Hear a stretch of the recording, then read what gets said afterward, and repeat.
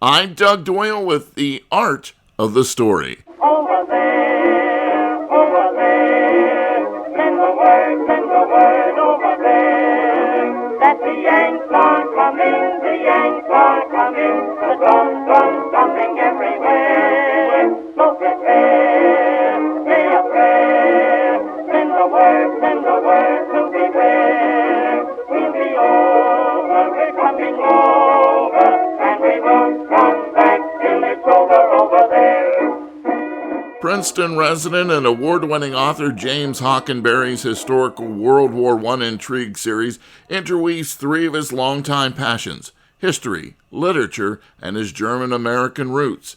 He also lectures locally on World War One and most recently gave a presentation titled U.S. Women in the Great War: Nurses, Correspondents, and Telephone Operators. Hockenberry grew up in Bronxville, just outside New York City. Bronxville is featured in a chapter in his first thriller, Over Here.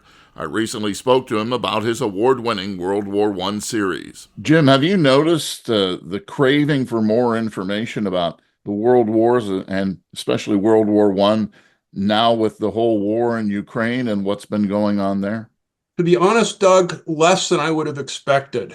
One of the things in the So Beware, the 1919 book, gets into the Paris Peace Conference, and one of my lectures is how what happened in 1919 or didn't happen still affects us today. And the Ukraine war is like that. We've never settled anything in the Middle East. The Israeli situation is part of that. The Ukraine situation is.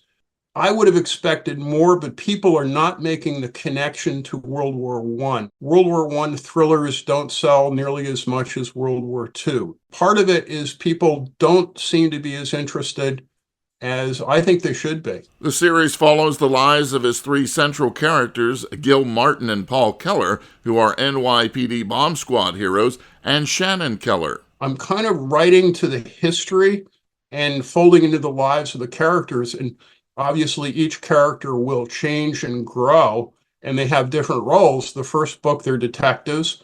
The second book, one is an infantry commander. The other one is an intelligence officer in Pershing staff. And the third book, one becomes a spy infiltrating the German Freikorps, and the other heads military intel or the security for the U.S. delegation at the Paris Peace Conference.